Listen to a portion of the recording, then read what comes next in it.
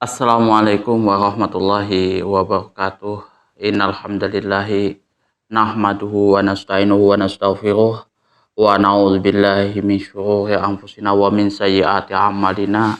May yahdihillahu fala mudilla lahu wa may yudlilhu fala hadiyalah.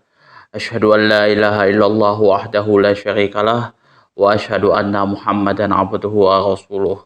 Allahumma sholli ala sayyidina Muhammad wa ala ali sayyidina Muhammad kama sholaita ala sayyidina Ibrahim wa ala ali sayyidina Ibrahim wa barik ala sayyidina Muhammad wa ala ali sayyidina Muhammad kama barakta ala sayyidina Ibrahim wa ala ali sayyidina Ibrahim fil alamin innaka Hamidum Majid. Rabbi shrah li sadri wa yassir li amri wahlul 'uqdatam min lisani yafqahu qawli amma ba'du. Hadirin hadirat jamaah kaum muslimin wal muslimat yang dirahmati oleh Allah Subhanahu wa taala. Di sini kita akan membahas tentang hadis nomor 293 yang mana hadis ini membahas tentang membaca Al-Qur'an di dalam posisi ruku dan sujud boleh apa tidak. Di sini ya, membaca surah Al-Qur'an ya pada saat ruku dan sujud boleh apa tidak, apakah itu menjadi sunnah ataukah bukan. Wa an Ibnu Abbas radhiyallahu anhuma qala Rasulullah sallallahu alaihi wasallam, ala wa inni nuhitu an aqra'al qur'ana raki'an aw sajidan fa amma ruku'u fa'azimu fihi rabbah fa amma sujudu fajtahidu fid du'ai fa qaminun ayyus tajaba lakum, rawahu Muslim. Wa an Ibnu Abbas radhiyallahu anhuma qala, dari Abdullah bin Abbas radhiyallahu anhuma, semoga Allah meridhoi atas beliau, atas keduanya, qala, telah berkata, qala Rasulullah sallallahu alaihi wasallam, telah bersabda Rasulullah sallallahu alaihi wasallam, ala wa inni nuhitu, ingatlah sesungguhnya aku nuhitu, aku telah dilarang an Al-Qur'an, untuk membaca Al-Qur'an raki'an au sajidan, dalam posisi sujud, dalam posisi ruku atau sujud. Jadi di sini Abdullah bin di sini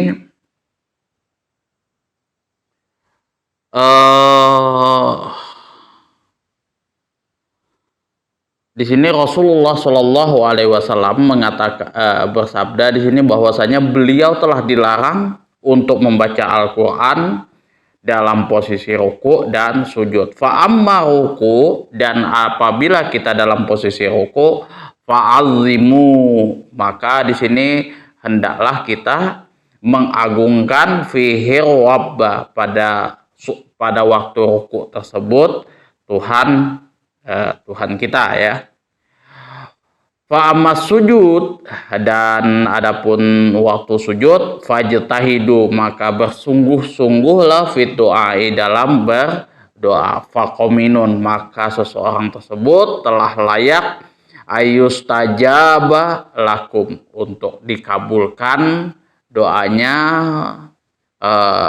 untuk kalian. Rawahu Muslim, hadis ini diriwayatkan oleh Imam Muslim. Jadi kalau misalkan kita posisi ruku dan sujud, sebenarnya itu dilarang membaca Al-Quran. Itu tidak boleh. Yang paling baik kita baca pada saat posisi ruku dan sujud adalah kita mengagungkan Allah, kemudian kita bersungguh-sungguh dalam berdoa, itu posisi sujud ya.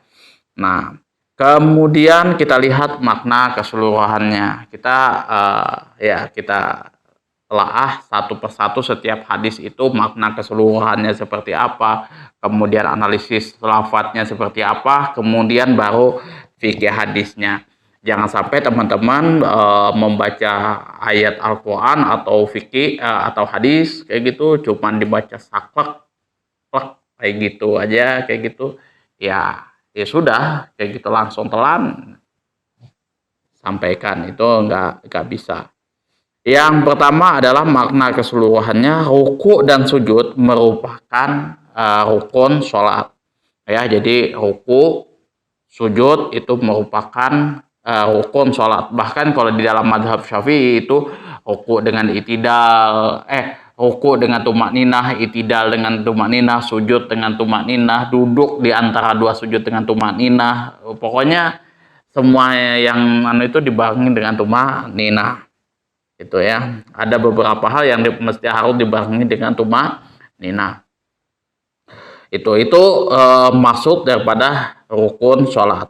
Nah, keduanya merupakan keadaan yang menunjukkan kepada kehinaan dan kerendahan hati kita kepada Allah Subhanahu wa Ta'ala yang patut disembah. Nah, jadi yang mana ruku dan sujud ini menunjukkan akan kerendahan hati, akan kerendahan kita dan kehinaan kita di hadapan Allah Subhanahu wa Ta'ala yang memang layak untuk disembah. Manusia, sekali lagi selalu saya sampaikan, sifatnya pasti berhubungan dengan manusia, karena jujur aja, sehebat-hebat manusia, sepintar-pintar manusia, pasti dia ada yang tidak tahu di bidang lain, itu sudah pasti. Itu oke, saya hebat di bidang fikih, tapi saya kemungkinan sudah pasti itu lemah di bidang hadis, lemah di bidang Al-Quran. Itu sudah pasti itu, karena untuk menguasai semuanya itu sulit. Itu karena di bidang fikih itu sendiri disiplin ilmunya juga ada kayak gitu. Kemudian pembahasannya, kemudian apalagi apa yang istimbat itu aja, metode istimbat itu aja banyak kitabnya. Belum lagi yang usul fiqh itu. Nah, jadi ya seperti itulah keadaan manusia penuh dengan kehinaan dan kerendahan diri kita di hadapan Allah.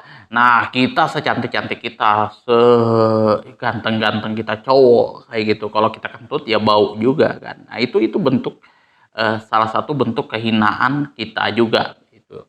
Ya, makanya untuk menutupi supaya orang tidak tahu apa segala macam, ya itu kita sembunyikan gitu, itu kita tutupi, tapi pasti ada. Rasulullah SAW telah dilarang membaca Al-Quran dalam dua keadaan tersebut. Jadi Rasulullah SAW telah dilarang membaca Al-Quran pada saat ruku dan sujud. Nah, dan untuk keduanya beliau menjadikan zikir khusus, yaitu tasbih dalam ruku dan tasbih serta doa dalam sujud. Jadi subhana rabbiyal azim wa bihamdi, subhana rabbiyal azim wa bihamdi. Subhana rabbil azim itu ruku, subhana rabbil a'la wa bihamdi itu untuk sujud. Kemudian ada doanya, terserah kalau misal doanya mau yang seperti apa sesuai dengan kebutuhan teman-teman pada saat berdoa di situ ya. Itu berdoa di dalam sujud sesuai dengan kebutuhan teman-teman, mau itu berbahasa Indonesia atau berbahasa Arab. Kalau misalkan teman-teman ada yang tahu ya, bisa ini cari kitabnya di dalam Al-Azkar, itu bisa juga. Kemarin kita sudah bahas ya masalah zikir-zikir yang ada di dalam ruku dan sujud. Silahkan teman-teman bisa cek di dalam kajian kitab Al-Azkar saya itu ya, di playlist. Yakni doa apa yang menyangkut kebaikan dunia dan akhirat, serta sujud merupakan tempat diperkenankannya doa. Jadi di sini kita jangan sampai jangan sampai kita menghabiskan waktu kita, menyiapkan waktu kita pada saat pada saat sujud ini untuk berdoa kepada Allah Subhanahu wa Ta'ala, apapun ya, mau itu bahasa Arab atau bahasa Indonesia, sesuai dengan kebutuhan teman-teman ya. Itu menyangkut kebaikan dunia dan akhirat. Intinya di dalam doa itu ya, di dalam berdoa itu mau itu bahasa Arab, mau itu bahasa Indonesia. Kalau bahasa Indonesia yang pertama itu jangan lupa puji-pujian kepada Allah Subhanahu wa taala itu ya. Hamda yuafi ni'amahu wa yukafi mazidah ya Rabbana lakal hamdu kami ambaghi li jalali wajhikal karim wa azimi sultanik. Kemudian sholawat kepada Nabi, Allahumma sholli ala sayyidina Muhammad wa ala ali sayyidina Muhammad. Nah, baru doa. Itu baru doa. Pakai doa bahasa Indonesia terserah itu ya. Yang penting puji-pujian kepada Allah Subhanahu wa taala, kemudian sholawat kepada Nabi supaya doa kita ini ya bisa langsung sampai seperti itu. Itu jadi apalagi pada saat sujud merupakan tempat diperkenankannya doa. Jadi posisikan pada saat kita sholat itu sujud ya, itu kita berdoa kepada Allah Subhanahu wa taala. Jadi sebenarnya di dalam sholat itu sendiri sudah menyangkut kesemuanya di situ. Doa di situ tuh sudah tempat-tempat yang mustajab sebenarnya kalau kita tahu posisinya. Seperti itu. Kalau kita tahu ilmunya, kalau kita tidak tahu ilmunya ya itu yang repot. Sholat hanya sebatas formalitas saja untuk menggugurkan kewajiban kita tanpa. Lanjut analisis lafadznya. Allah wa inni nuhitu, telah melarang ya, yang mana di sini adalah Allah Subhanahu wa taala. Larangan buat Nabi SAW berarti larangan pula buat umatnya. Dan larangan ini menunjukkan pengertian makruh menurut jumhur ulama. Jadi kalau kita membaca Al-Quran pada posisi ruku dan sujud, itu ijma para jumhur ulama menetapkan bahwa hukumnya adalah makruh. Fa'azimu fihi rabb. Di sini maksudnya adalah bertasbihlah kepada Allah Subhanahu wa taala, memahasucikan dan mengagungkan Allah Subhanahu wa taala. Rasulullah Shallallahu alaihi wasallam telah memberikan penjelasan tentang lafaz yang mengandung makna mengagungkan Allah Subhanahu wa taala, yaitu subhana rabbiyal azimi. Itu untuk maha suci Robku yang maha agung untuk ruku. Menurut sunnah itu minimal sekali itu ya. Kalau menurut sunnah subhana rabbiyal azim itu paling minim ya, minimal sekali. Itu kalau berdasarkan hitungan sunnahnya itu. Sedangkan yang paling sempurna ialah 11 kali. Jadi kalau paling sempurna itu 11 kali subhana rabbiyal azim wa bihamdi subhana rabbiyal azim wa bihamdi subhana rabbiyal azim. Ini sampai 11 kali itu kita mau baca. Tapi ya itu tadi kita lihat kondisi di belakang seperti apa. Kalau misalkan dari 11 kali kita baca kayak gitu kan, posisi makmum langsung tergelepar kayak gitu ya, kalau bisa jangan Pak.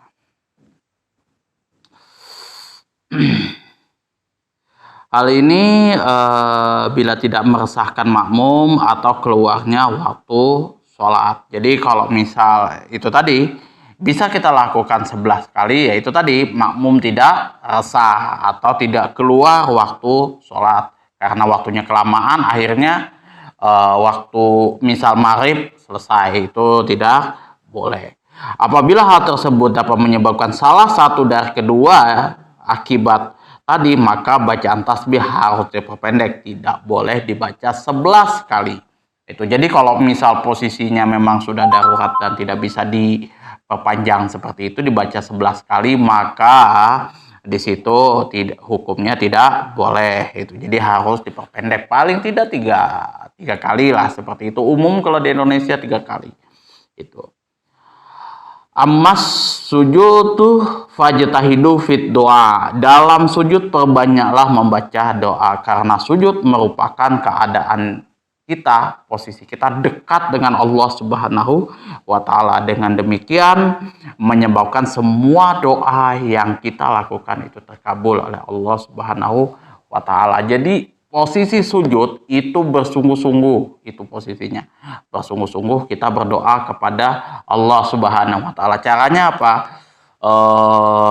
Membaca hamdalah dulu, alhamdulillahirabbil alamin itu ya kan, memuji Allah dulu itu kan, hamda yuafi ni'mahu tasah, itu puji-pujian kepada Allah. Kemudian salawat itu ya, mau panjang mau pendek silahkan. Allahumma sholli ala sayyidina Muhammad wa ala ali sayyidina Muhammad, baru membaca doa. Kemudian lanjut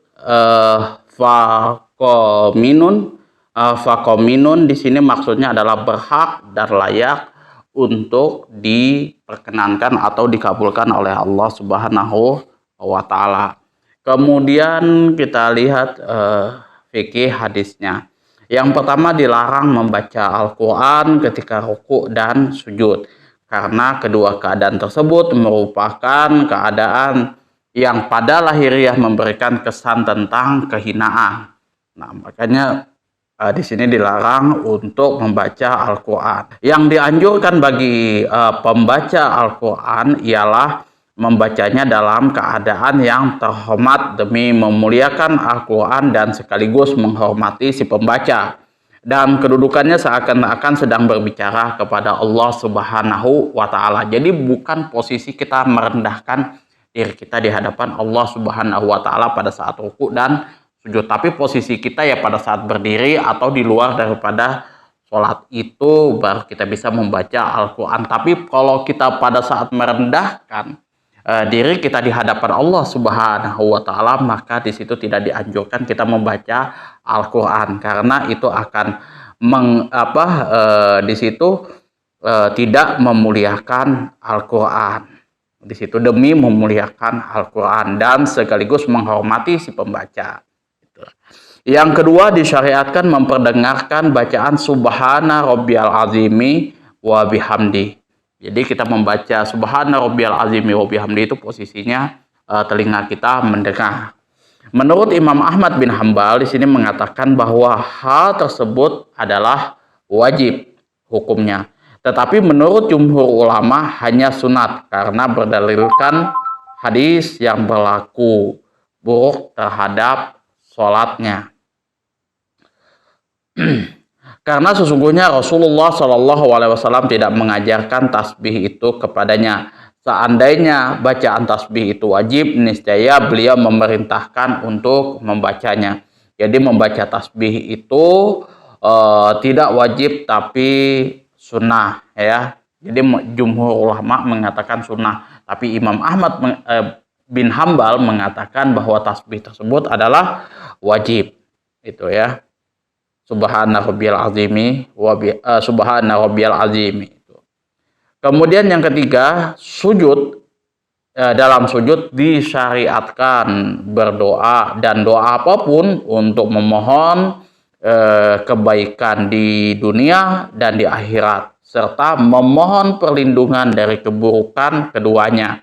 Imam Ahmad mengatakan bahwa doa ini hukumnya wajib, sedangkan menurut jumhur ulama mengatakan bahwa berdoa itu hukumnya adalah sunnah. Jadi kalau Imam Ahmad bin Hambal mengatakan bahwasanya berdoa di saat sujud itu hukumnya adalah wajib, tapi jumhur ulama menetapkan itu sunnah. Nah, tapi alangkah baiknya di sini pada saat posisi kita sujud ini harus diutamakan kita berdoa kepada Allah Subhanahu wa taala untuk kebaikan dunia kita dan kebaikan akhirat.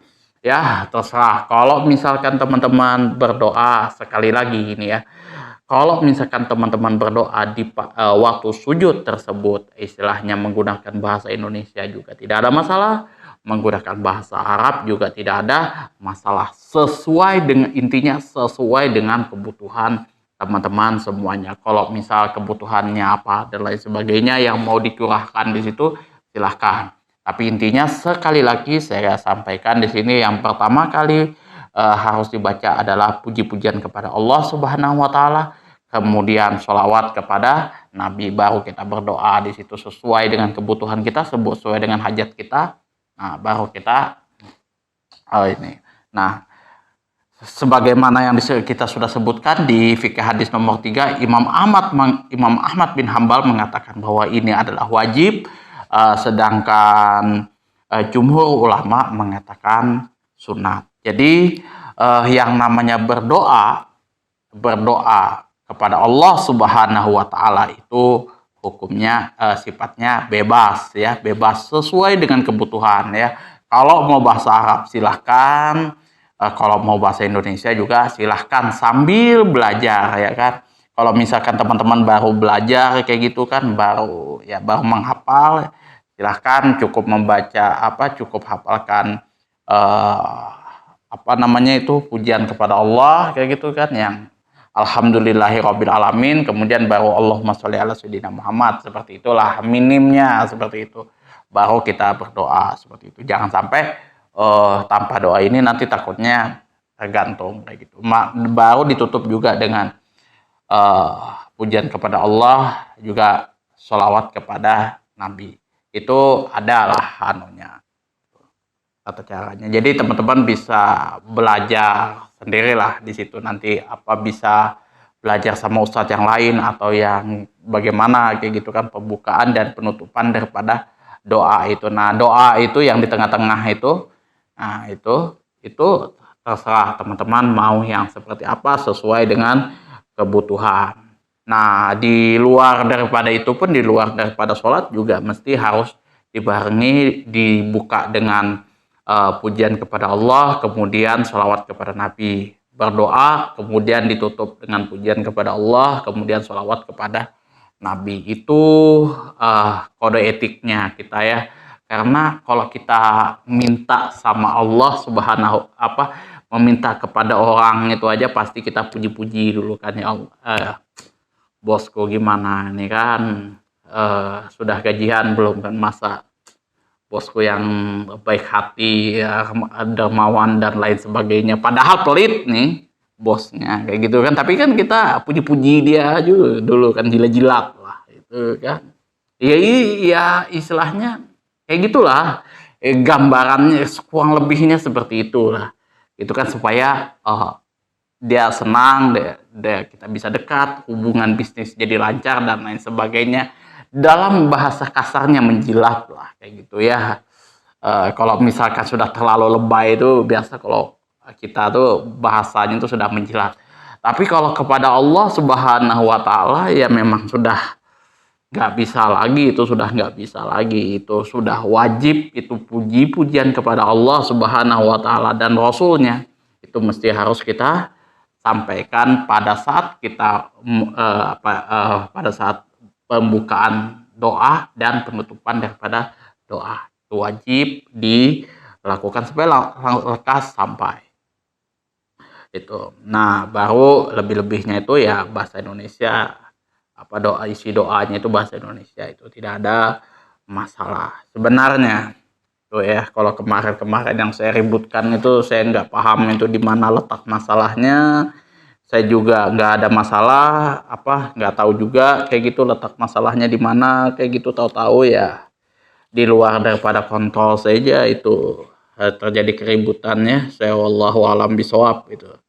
Kalau yang namanya keributan-keributan yang ada di sosial media, di YouTube itu, kadang saya juga bingung kayak gitu. Kok ini mesti harus dibahas sih kayak gitu. Itu aja sih kalau yang di benak saya itu kadang. Kok ini harus dibahas sih? Itu kan padahal ini sudah bertahun-tahun yang lalu dibahas kayak gitu. Itu aja kalau yang nggak penting-pentingnya. Itu aja. Itu saja yang dapat saya sampaikan. Apabila ada kata-kata saya yang menyimpang, yang menyakiti hati teman-teman semuanya, saya mohon maaf yang sebesar-besarnya. Apabila ada baik itu yang saya sengaja ataupun yang tidak saya sengaja, seperti itu. Kemudian apabila saya dalam penyampaian kitab ini ada yang kurang, ada yang mungkin nggak sesuai dengan apa yang ekspektasi teman-teman semuanya, saya mohon maaf. Sekali lagi saya mohon maaf ya, karena ini sudah ya sebisa mungkin ya, perfect mungkin. Kemudian juga apabila ada kritikan, saran, masukan dan juga ini silahkan ya, di sebagaimana biasa saya atur di kolom komentar. Akhir kalam, wabillahi taufik wal hidayah. Assalamualaikum warahmatullahi wabarakatuh.